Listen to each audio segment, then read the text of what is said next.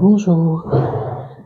Oui, je reviens vers vous suite à plusieurs, semaines d'absence, hein, aujourd'hui je viens pour continuer, les témoignages que j'avais commencés. Aujourd'hui, c'est le quatrième témoignage que je vais intituler «La protection divine». Voilà, la protection divine. Voilà. Ce que je vais vous dire, c'est ça s'est passé en 2015 lorsque j'étais, à Lille.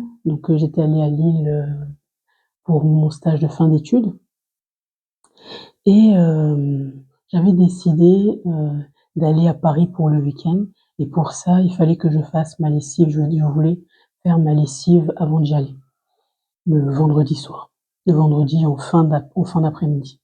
Enfin voilà, en début de soirée, on va dire, vers 17h. Donc je vais, à l'époque j'étais en cité universitaire, j'avais pas de lave-linge et je vais, dans un lavematique pour pouvoir laver mon linge et lorsque j'arrive en fait, dans ce lavematique, j'y arrive, voilà tranquillement. Au bout de 30 minutes, il y a un jeune homme qui rentre dans le lavematique. Bon, moi j'ai pas vraiment fait attention au départ et il vient donc tranquillement, il s'assoit. Mais après, ce qui était un peu spécial, c'est qu'il normalement, heu, il s'assoit, mais en face de l'entrée et la manière dont la configuration était faite dans le lavematique, normalement, il aurait dû s'asseoir, heu, de manière perpendiculaire à l'entrée. Bon bref, moi je voilà, mais après quand par, sans faire attention et tout, nos regards se croisaient, effectivement, j'avais remarqué que c'était quelqu'un qui avait l'air d'avoir fumé, en tout cas pris de la drogue. Il avait vraiment, les yeux qui montraient ça, quoi. Et donc moi j'ai continué j'avais mon linge, donc j'attendais que mon linge soit propre pour pouvoir le sécher, tout ça et tout. Donc moi j'ai fait tout ça. À un moment donné, il est même sorti du lavematique, je crois qu'il était parti et j'ai fini mon linge, j'ai séché et effectivement j'ai fini tard. J'ai fait au moins 2 heures là-bas. J'ai dû arriver là-bas vers 17h. Je suis partie entre 19h et 20h. Effectivement, il faisait tard parce que c'était, P une période, ouais, entre avril et mai à peu près et le soleil se couchait un peu plus tard, que l'été, quoi et un peu plus tôt que l'été, pardon et voilà, j'ai fini et comme il faisait tard, c'est un endroit où je suis allée pour mon stage de fin d'études. Donc je venais d'arriver, je connaissais pas vraiment l'endroit et pour venir, au lavematique, j'ai pu, y venir tranquillement, sans problème, mais comme il faisait nuit, j'avais du mal à retrouver mon chemin pour partir. Donc je me suis arrêtée en chemin, demandé à des personnes là qui passaient, un groupe de personnes et ils m'ont bien indiqué et j'ai pu m'approcher, de ma maison tranquillement. Mais à un moment donné, j'étais à 5 minutes de ma maison, enfin de la cité universitaire. J'étais à 5 minutes et là, une voix me dit quelque chose me dit en moi: «Regarde derrière toi» et quand je me retourne, je vois le jeune homme qui était dans le lavematique.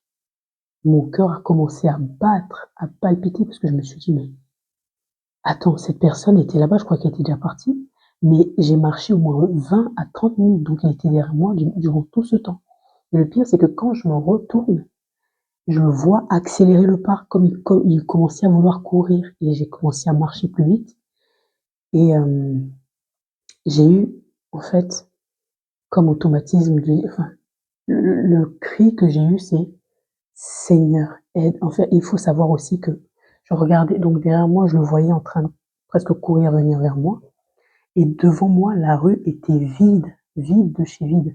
La rue en face était vide, la rue sur laquelle j'étais, elle était vide. Donc j'avais vraiment peur, j'étais seule et là, j'ai crié, j'ai dit: «Seigneur, aide-moi» et quand j'ai fait: «Seigneur, aide-moi», quand j'ai levé ma tête, la rue qui était vide, il y avait personne, je vois un jeune homme venir, je vois un jeune homme sur la rue maintenant venir vers moi et quand ce jeune homme est ve j'ai même pas laissé, j'ai presque couru, je l'ai agrippé, je lui ai dit: «S'il vous plaît, ce monsieur-là», j'étais au lavematique avec lui, je viens de me rendre compte qu'il me suit depuis au moins 20 à 30 minutes «Est-ce que vous pouvez pas m'accompagner chez moi, s'il vous plaît?» Il m'a dit: «Oui, il y a pas de souci, je vais vous accompagner». Et le jeune homme, quand il a vu que j'étais en train de parler au monsieur de lui, il a rebroussé chemin, il est allé sur la rue en face et il est parti en marchant vite.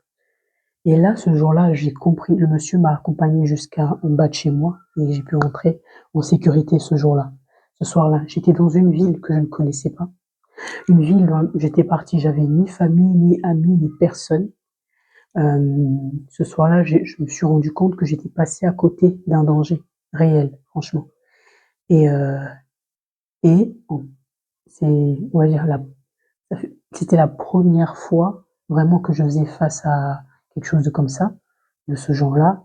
Et le Seigneur a répondu à mon cri d'aide, à mon cri de secours. Il a répondu de manière immédiate, immédiate. Parce que franchement, je sais pas d'où est sorti ce jeune homme. Certainement, peut-être, il venait de la rue perpendiculaire, mais je sais que c'est suite à cette prière que le Seigneur a répondu. Hem et voilà, donc encore une fois, pour vous dire que lorsque lorsque nous espérons dans le Seigneur, lorsque nous crions à lui, dans la détresse, dans la peur, voilà, lorsque nous sommes dans un besoin, il agit. On a un Dieu qui agit, qui est vivant et qui œuvre aujourd'hui et voilà, il répond à nos prières. Voilà, c'était le but de ces témoignages, pas très longs, mais j'avais à l'esprit de raconter cette histoire pour, voilà, parler de la protection de Dieu. La protection de Dieu lorsqu'on a besoin de protection, lorsqu'on crie à lui, donc pour un besoin particulier, il répond. Merci beaucoup. Bonne soirée.